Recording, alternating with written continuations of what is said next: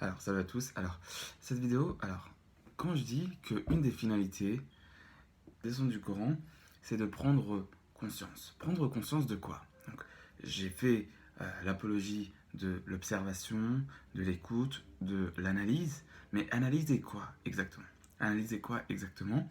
Et analyser quoi? Alors, il y a, par exemple, dans le Coran, des histoires auxquelles il faut réfléchir. Et quand vous allez analyser ces histoires-là, vous pourrez voir qui sont les bons, qui sont les mauvais, qui sont les gagnants, qui sont les perdants. Il y a aussi des exemples, d'accord? Des exemples à prendre de certaines choses auxquelles il faut réfléchir, des questions, d'accord? Et des affirmations auxquelles il faut analyser. Donc on va prendre quelques exemples. Dans l'analyse, ce que je dis d'analyser, par exemple, c'est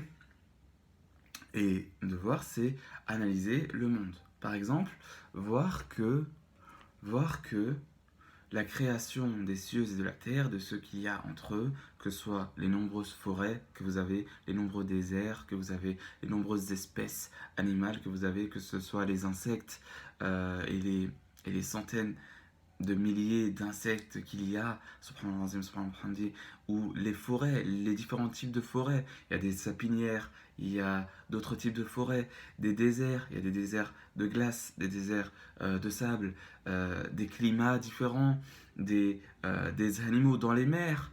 Combien d'animaux dans les mers? Combien d'animaux dans le ciel qui volent? Un tas de choses. Et la création des cieux et de la terre, on peut dire que c'est plus grand que la création des hommes, des gens. Et ça, c'est par exemple une analyse. On a par exemple dans le Coran,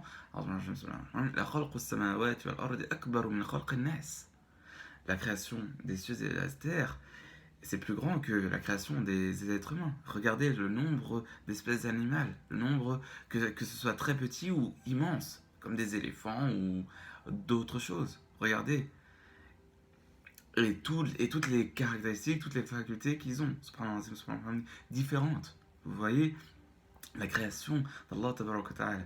Et bien, quand on a ça, on peut comprendre. On peut comprendre. Est-ce qu'on va prendre alors un être humain comme Seigneur, comme Dieu? Non. On se dit que, il y a vraiment. Déjà, juste si la création de l'être humain, elle est plus petite que la création des cieux et de la terre et de ce qu'il y a en dehors de l'homme. Alors, comment dire que le plus grand, c'est un homme? Ce n'est pas un homme.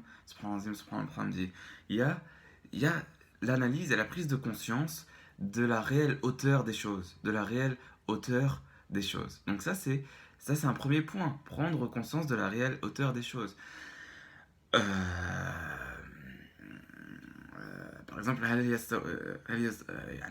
est-ce que celui qui crée, qui met en existence, il est comme celui qui ne met pas en existence, par exemple? C'est pas la même chose.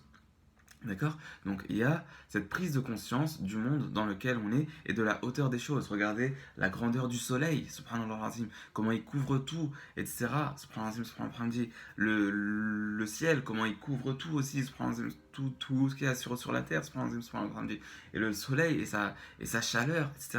Prendre conscience et réellement connaître les choses. C'est ça quand je dis prendre conscience. Il y a aussi d'autres choses, par exemple prendre conscience que nous avons une fin, prendre conscience que nous avons une fin dans ce monde-là, et que nous allons mourir, et que il y a une vie dernière. Et donc prendre conscience, analyser la chose et voir qu'il vaut mieux agir pour la vie dernière et qu'il vaut mieux ne pas perdre la vie dernière, parce que la vie dernière, elle est éternelle par rapport à ce monde qui se finit et notre existence dans ce monde qui est fini. Et la terre sera changée en une autre terre. Comme rapporté dans un hadith, la terre sera changée et elle sera une terre blanche comme ça dans laquelle les gens seront rassemblés devant Allah Ta'ala.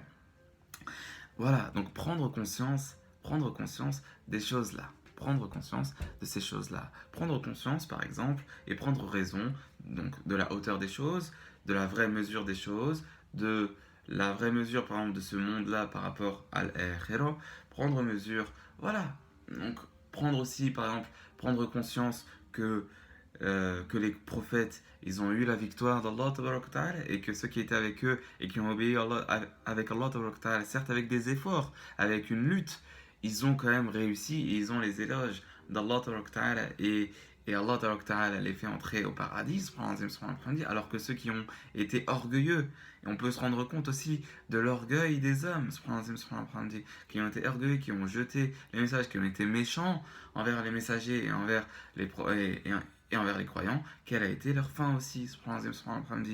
Donc, prendre conscience, c'est très important. La'allakum ta'qiloun, et il faut aussi savoir. Donc, ça, j'insiste encore, il y a cette nécessité de savoir et de conscience. C'est là qu'on travaille. C'est au niveau de la conscience et au niveau du savoir.